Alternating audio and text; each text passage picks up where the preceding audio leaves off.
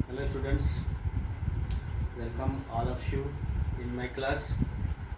जैसे कि हम लोग जो टीचिंग मेथड है इसके बारे में हम लोग जानकारी हासिल कर रहे थे।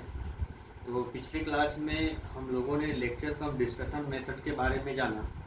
आज हम लोग फिर से एक अलग और नए मेथड के बारे में आज इस क्लास में चर्चा करेंगे, जिसका नाम है निरीक्षण विधि यानी कि ऑब्जर्वेशन मेथड।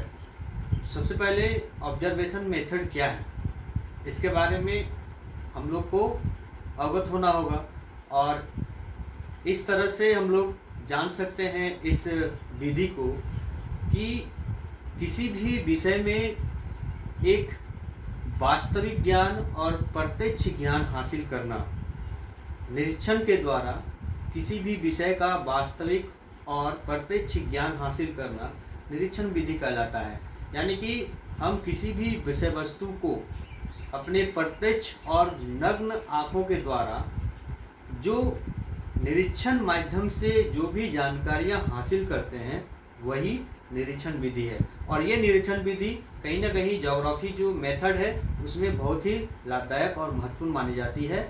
इसलिए निरीक्षण विधि का जो विशेषता है, जो महत्वपूर्ण है, महत्ता है, उसको कहीं ना कहीं ज्योग्राफी मेथड में काफ़ी एक विस्तृत रूप से इसमें चर्चा की जा सकती है। तो सबसे पहले निरीक्षण विधि के जितने भी की पॉइंट्स हैं, हमने यहाँ पर कुछ की पॉइंट्स को आप लोगों के समक्ष रखने का प्रयास किया है। तो आज कुछ की पॉइंट्स की चर्चा हम लोग इस विधि के माध्यम से करेंगे। सबसे पहले आप लोग देख सकते हैं प्रत्येक छात्रों के लिए उपयोगी। जैसा कि यह विधि प्रत्येक छात्र के लिए उपयोगी है, क्योंकि बच्चे कोई भी जो छात्र है वो जिज्ञासु प्रवृत्ति का होता है, और जब हम उसे वास्तविक और प्रत्यक्ष ज्ञान देते हैं तो कहीं ना कहीं वो ज्ञान वो अस्थायी हो जाता है उसके लिए, और सीखने में कहीं ना कहीं वो काफ़ी विकसित रूप को प्रदर्शित करता है। आगे हम लोग चलते हैं। पर्वत, नदी, झील, झरना, घाटी, खनिज, जीव जंतु, वनस्पति आदि के विषय में छात्र अपने अस्थायी वातावरण का प्रत्यक्ष ज्ञान प्राप्त कर सकता है। जैसे कि हम लोग देख सकते हैं ये जितने भी कॉन्सेप्ट हैं वो कहीं ना कहीं ज्योग्राफी से हैं, और इन सब के बारे में अगर हम छात्रों से एक ऐसे प्रत्यक्ष ज्ञान के रूप को प्रदर्शित करते हैं कि हम लोग एक एक करके अगर इनका अवलोकन करके, प्रत्यक्ष रूप से अवलोकन करके इस विषय वस्तु में अगर छात्रों को ज्ञान दें तो कहीं ना कहीं वो ज्ञान वास्तविक और अस्थायी साबित होता है। इसलिए निरीक्षण विधि की उपयोगिता ज्योग्राफी जो मेथड है उसमें काफ़ी अहम पाई जाती है। आगे हम लोग देख सकते हैं निरीक्षण विधि को प्रत्यक्ष विधि भी कहा जाता है। हमने बार बार इस बारे में आप लोगों को अभी अवगत करा रहे हैं कि निरीक्षण विधि एक प्रत्यक्ष विधि है, और चूंकि इसमें किसी भी विषय वस्तु को सामने से निरीक्षण करके उस ज्ञान को हासिल किया जाता है, इसलिए यह प्रत्यक्ष विधि माना जाता है। नेक्स्ट है, इसमें प्रत्येक व्यक्ति अपने चारों ओर के विश्व का ज्ञान प्राप्त करता है। यानी कि जो भी ज्ञान इस विधि के द्वारा हम प्राप्त करते हैं वो देश तो क्या विदेश के भी अपने चारों ओर के विषय वस्तु से हम लोग अवगत होते हैं, और वह ज्ञान कहीं ना कहीं अस्थायी होता है इसमें। और आगे हम लोग बात करना चाहेंगे, इसमें प्रायः विचाराधीन क्रियाओं अथवा क्षेत्र का अवलोकन किया जाता है।